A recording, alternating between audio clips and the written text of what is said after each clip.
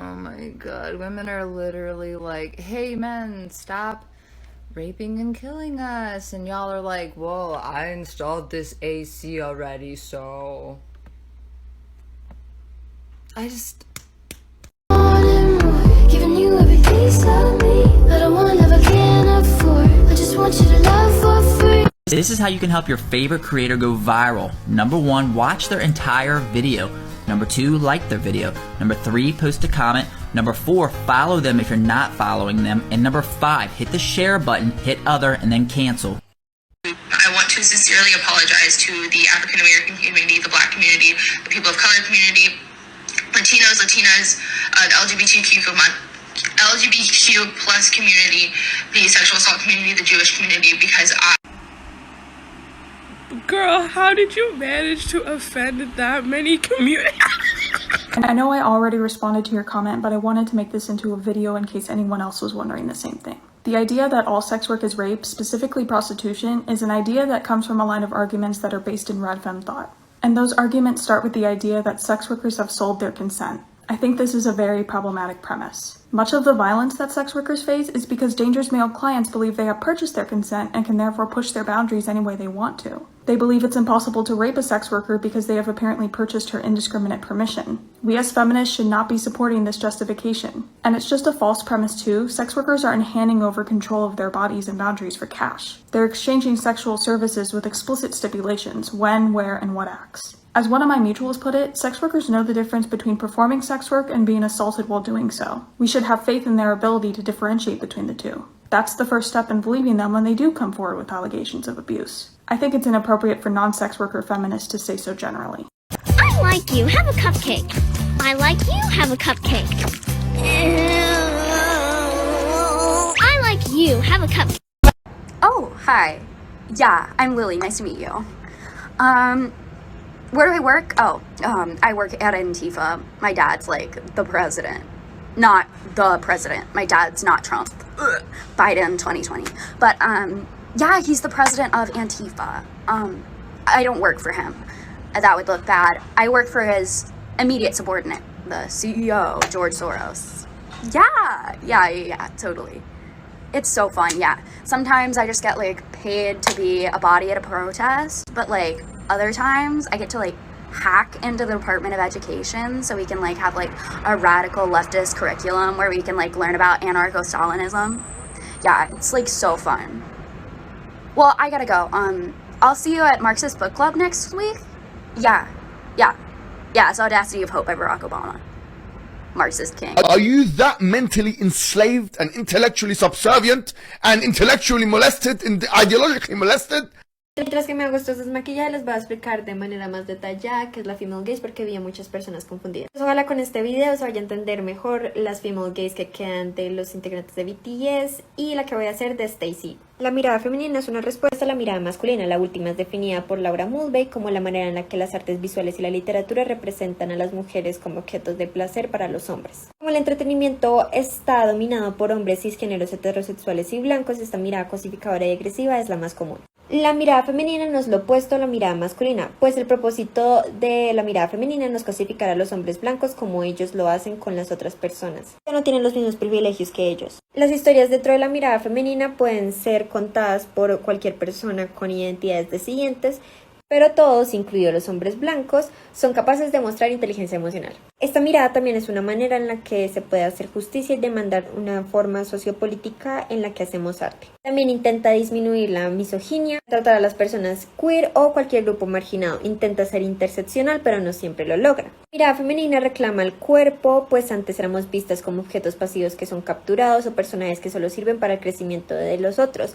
Por ejemplo, el trope Manic Pixie Girl. Se trata de transmitir nuestras historias con sentimientos e introspección que se nos ha negado. La mirada masculina demoniza y se apropia de manera forzada del deseo femenino. Los hombres, en especial los blancos, tienen poder sobre las leyes de nuestros cuerpos, por ejemplo el aborto, e historias dentro de la mirada femenina también pueden ayudar a cambiar estas reglas y retomar la narrativa y la manera en la que conseguimos el consentimiento. La mirada femenina expuesta por Laura Mulvey no es suficiente para retratar todas las identidades disidentes, así que Bell Hooks crea la mirada que se opone. Mirada que incluye a las personas negras, especialmente a las mujeres negras. Busca por medio de esta mirada que las mujeres negras dejen de ser hipersexualizadas, retratadas como agresivas e incapaces de sentir. Madres sin hijos, es decir, empleadas de servicios que cuidan a los hijos de los blancos, y que en la medida dejen de darle cumplidos a las mujeres negras que no tienen lo que estereotípicamente se piensa como los rasgos de la raza negra. Pues esto sostiene un estándar de belleza blanco. Estos estereotipos racistas son para mantener la supremacía blanca, por lo tanto excluyen y matan este tipo de lenguajes deshumanizante y es necesario cambiarlo.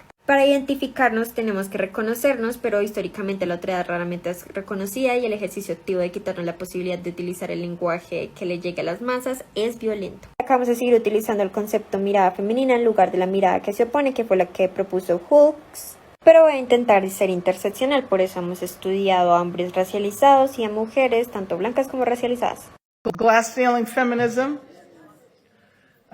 This is what Hillary Clinton represented. But glass ceiling feminism is represented, it's grounded from the very outset in hierarchies. I mean, how else does that metaphor work?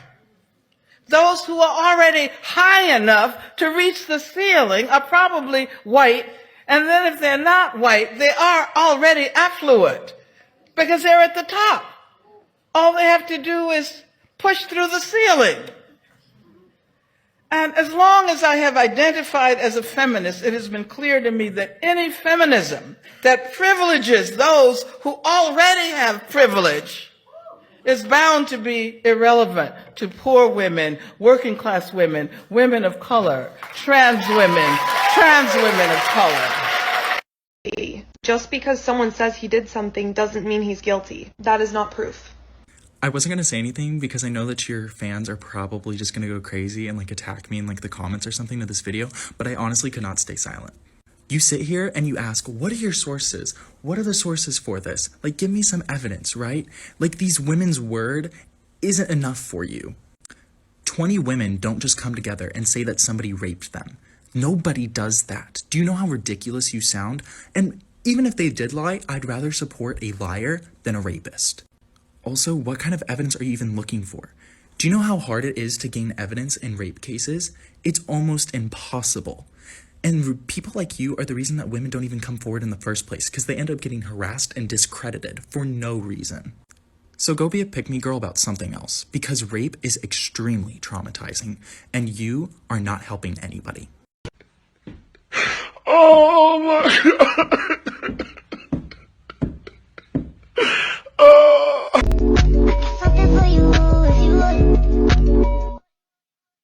There is no hierarchy of oppression. It is a standard of right, a wing cynicism, to encourage members of oppressed groups to act against each other. And so long as we are divided because of our particular identities, we cannot join together in effective political action. You cannot care about women's issues and only care about white women's issues. Like, people wonder why people are so frustrated with feminism. I'm not frustrated with feminism, I'm frustrated with white feminism. Because y'all don't care at all when I talk about other things. If I make a video and it's like, yeah, part of the reason we hate ourselves is because patriarchy controls women. That's the only thing you guys hear. You don't stay around to hear how, you know, systemic racism and fat phobia are entwined and how that places a control over fat black women's bodies. You don't listen about ableism or colorism. You would rather, or not even transphobia. You don't even listen about that. But you would rather just prioritize yourself as the most oppressed. You cannot believe in feminism and only believe in white feminism. Because at that point, you're just fueling the patriarchy. And I would argue that's not feminism. Because you would just follow under the white constructs of the patriarchy as well. That seems like a you thing for you to sort of process. We heard that we're supposed to start using terms like birthing person Yeah. and chest feeding and pregnant parent. Exactly. Because terms like pregnant woman or mother or breastfeeding are non-inclusive. Correct. But I'm a birth doula and a student midwife. And you know what I do for a living is I assist women in labor. And the things that they are doing are uniquely feminine. To diminish the battle that women have had to fight to be recognized as badasses and what our bodies are biologically created to do. don't even get me started on chess people. When you're using inclusive language to talk about how non-binary and trans people can get pregnant, you're not actually taking anything away from cis women because they're included in those titles. Not all cis women are able to get pregnant, and not all people who get pregnant are cis women. The only thing you effectively lose by being inclusive is your ability to gaslight, girl boss, and gatekeep reproduction. There's going to be a part 2 because there's a lot to unpack here, so I'm sorry. And can I also have a small blue raspberry slushie? A sausage McMuffin?